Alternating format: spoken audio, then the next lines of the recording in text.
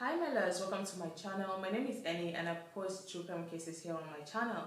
So today's case is from Malaysia and it involves what they call Bomoh. If you're African, I'm talking about Babalawo or Sangoma. This is the case of Mazlan Ismail, also known as Mona Fandey.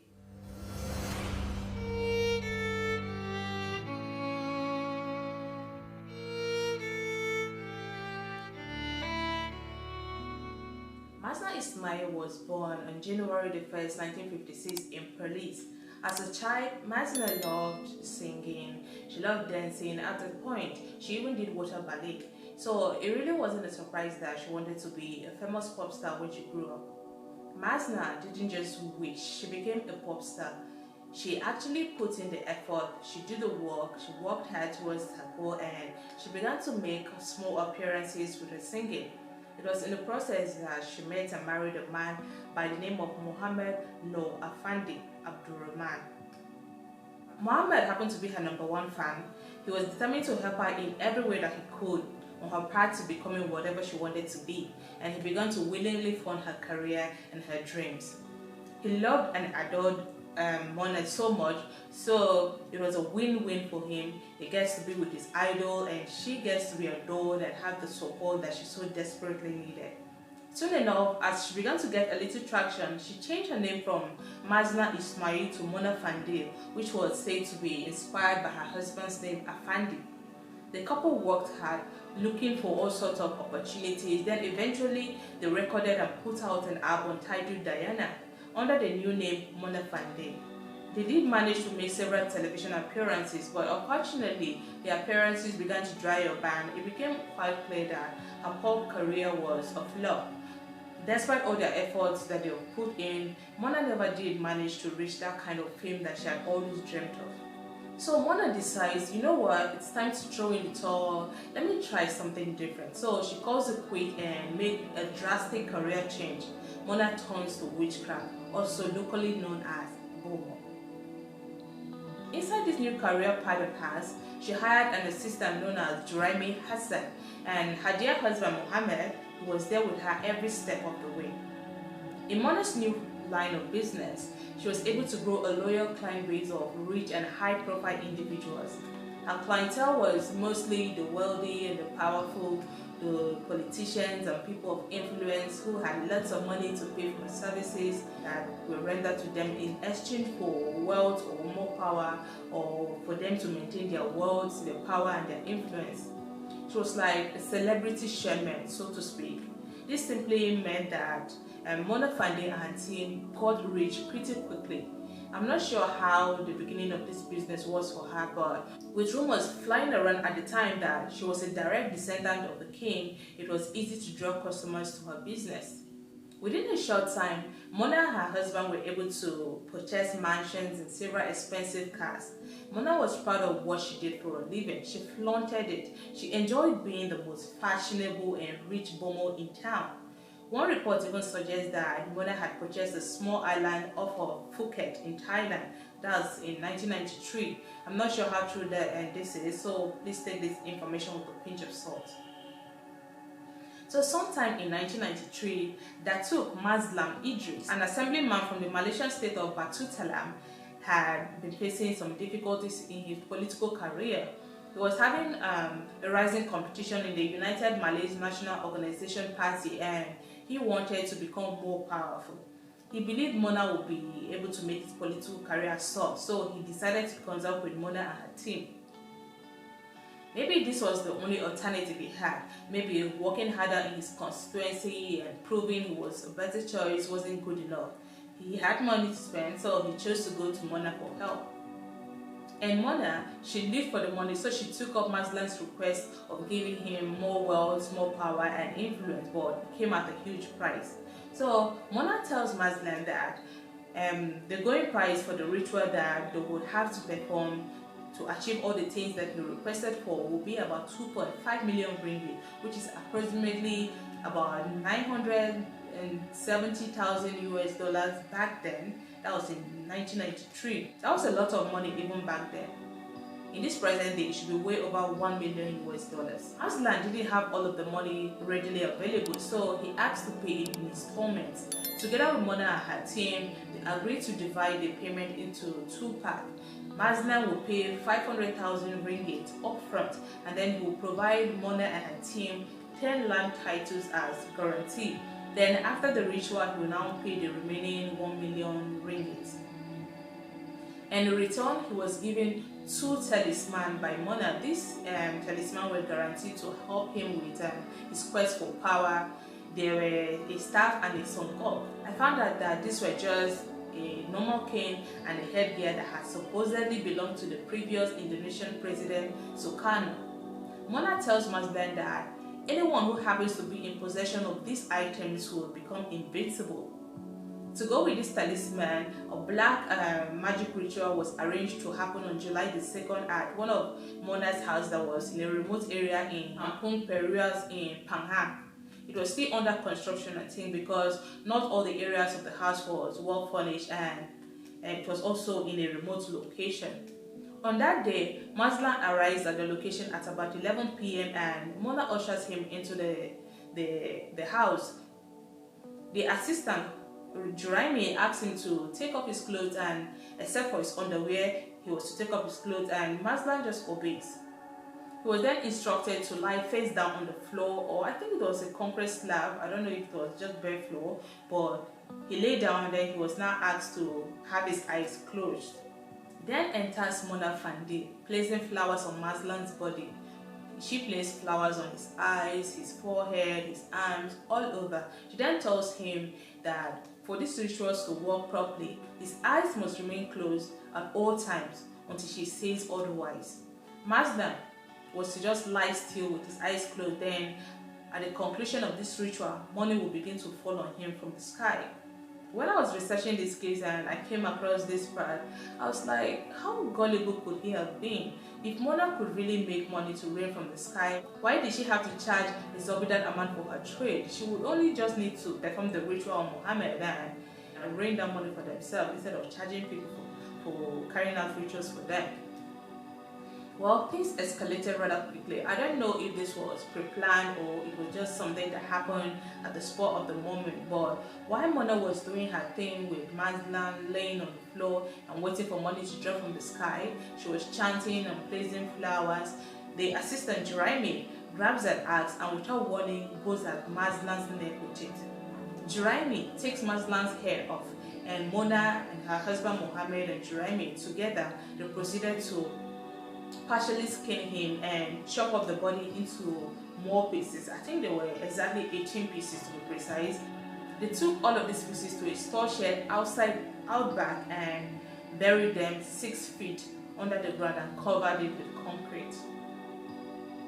Everything seemed to be perfect. It was like they had gotten away with it, you know. They were a team and they had the pact that no one amongst them was going to say anything concerning what they had just done. Mona and her team had gained more money. They had Mazlan's land title documents as well, so they immediately left for Kuala Lumpur and began to splurge. They bought new electronics, new gadgets, new jewelries. Mona, she loved fashion and brand names, so she got herself new stuff, including a brand new Mercedes-Benz and a facelift. Yes, you heard me, she used the money she got from Mazlan to get a facelift. Juraimi, he was an addict, so he went out and got himself more of what would make him high.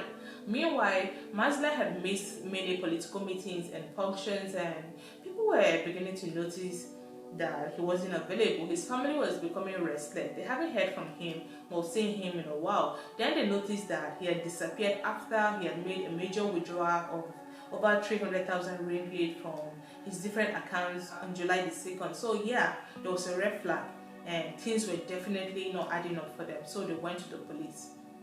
Mazlan was officially reported missing around mid-July, and investigations began in earnest. He was a political figure and a high-profile person, so yes, his case was serious and it was given utmost priority. By this time, Mona and her team, they were just living lavish on Mazlan's money.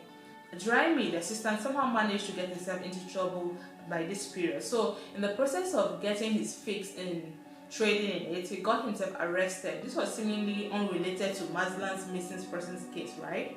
However, Juraimi, while in police custody, still high and inebriated without being questioned about Mazlan, the 23-year-old assistant freely offered up the information that was supposed to be a secret. He confessed that he had been involved in Mazlan's disappearance, and he gave full details as to how it all went down. If not for Juraimi, everything I have shared with you so far would have been mere speculation, because the police at this point had no leads. They were clueless as to what had happened to the assemblyman, so this information that was being provided by Juraimi was a gold mine to them. So a few days after his arrest on July the 19th, Juraimi leads authorities to the exact location in Panghan where the storeroom where they had buried Mazlan's body was. It was at this point that Mona and her husband were then arrested from their Kuala Lumpur mansion. The trio were in custody until the trial began on February 9, 1995 at High Court with a jury of 7 people. This is where things start getting pretty interesting. Following Mona's arrest and the sensational court case, the public were kind of in fear that a powerful Bomoh such as Mona had been operating for a while. I mean, it's black magic we're talking about here, and the way Mona acted anytime she was seen in public during the court case, she seemed to be loving everything. She seemed to be loving every bit of it. She dressed impeccably for her court appearances with smiles and this aura of I am a star. Now I know I am a celebrity. At one point, she even commented, "It looks like I have a lot of fans." That was after someone shouted, "Mona will love you," when she was being escorted to the court. She would pose for the media in an elegant get-up and a full face of makeup. The public interpreted this as she, being such a powerful witch, knew exactly what she was doing. She wasn't bothered if she got the capital punishment or not. She was enjoying the spotlight. At last, Mona Fandey was getting the recognition that she had always craved for, except it wasn't for a good deed. But she didn't care. She just loved the spotlight. For the most part, she came across as this poised, polite, elegant, and sweet woman, but the people didn't buy it. Everyone was waiting to see the real Mona Fandey, and they got a glimpse of the real her during one of her court appearances. So what happened was that a photographer desperately needed to get a good picture of Mona as she was being led away. Unfortunately, he came too close and accidentally bumped into her. Almost immediately, you could see that vibrant smile disappeared from her face. She was beyond pissed. That friendly face that she had been wearing just wore off immediately. She turned and spat at the cameraman, and people saw all of that. This fueled the belief that she was one evil witch even the more. During the trial, Mohammed did say that he and his wife Mona did not plan to harm Mazlan. According to them, they weren't even aware of Juraimi's plan, and that's why they fled to Kuala Lumpur, as in they didn't know what to do after the fact. Mona herself denied any involvement. She claimed that her only contribution in the ritual was to place the flowers on Mazlan, but prosecutors noted that she didn't report to the police afterwards when Juraimi did what he did. So under the Malaysian Penal Code, crimes such as taking someone's life attracted a mandatory capital punishment. So it didn't take long for the jury to come back with a verdict. After hearing all the evidences, it took them only about 70 minutes to reach a guilty verdict. And all 3 persons involved in this case, Mona, Mohammed and Juraimi, got the capital punishment. Strangely, when Mona heard the verdict, she allegedly stood up and said to the jury, "I am happy and thank you to all Malaysians." Through it all, Mona remained smiling and unfazed. Mona, Mohammed and Juraimi tried to appeal their sentences in 1999, but that didn't work out. They made a final attempt to seek pardon from the Pardons Board of Panghan, but their request was again rejected. Finally, on November 2nd, 2001, at Kanjang prison, the capital punishment was carried out on all 3. Before the execution, the 3 were allowed to meet with family members for one last time. That was a day to the D-Day, and they all had the last meal of Kentucky Fried Chicken. Before 6 a.m. on November the 2nd, it was all done and over with. Mona's last word translates to, "I will not die." That same day, the 3 were all laid to rest according to Islamic rites. Now, this case was what brought the change in the Malaysian judicial system. The case was the last case to have a jury trial, as the jury system was soon abolished after this. Reasons being that the way the case was sensationalized by the media, it definitely affected the opinion of the jury. While in prison, it was also said that Mona's prison guards were afraid of her, sort of, because of the way that she carried herself and the rumors that were flying around and the fact that she practiced black magic. They believed that she could do and undo. They believed that she could jinx them and lay curses on them too. She soon became the boogeyman, surrounded by whispers, and her own odd behavior didn't help either. Allegedly, quirky sounds were even heard in the courtroom when a witness was testifying against her, and everyone in the court froze with fear. She was rumored to have the ability to fly, to change faces, to teleport, even survive without food, but when she was asked if these rumors were true, she simply laughed and said, "If I could teleport, do you really think I would still be trapped in this prison?" One of the prison officers, a female called Aziza, debunked these rumors. She said that Mona was very friendly to them while she was in prison. She also said that Mona was a devoted Muslim that prayed 5 times in a day. According to her, Mona was not initially found to be guilty of taking Mazlan's life. It was Mohammed, her husband, who was found guilty alongside Truecrimeenniewilliams, because Mona really didn't physically attack Mazlan. But when Mona got to know that the judge had intentions of releasing her because she did not directly participate in the act, Mona allegedly refused, saying if her husband wasn't released, that she doesn't want to be free either. After Mona's passing, rumors continued to persist. She was alleged to have taken more lives, and it was said that it was only Mazlan's case that she was caught for. There has been no proof to back this up. Her property still stands to this day, and it is said to be a hotspot for ghost hunters, and you can easily find several of those ghost hunting videos from Mona's properties here on YouTube. In 2006, a movie was made about this, but it was banned right from the start for being too controversial. The movie was finally released nationwide in April of 2018. It took 12 years for it to be accepted. Sometimes our quest for earthly things gets us in trouble. I hope you learned something from this case. So if you enjoy this type of content and you enjoy this particular video, do consider subscribing to my channel. Until next video, I will see you.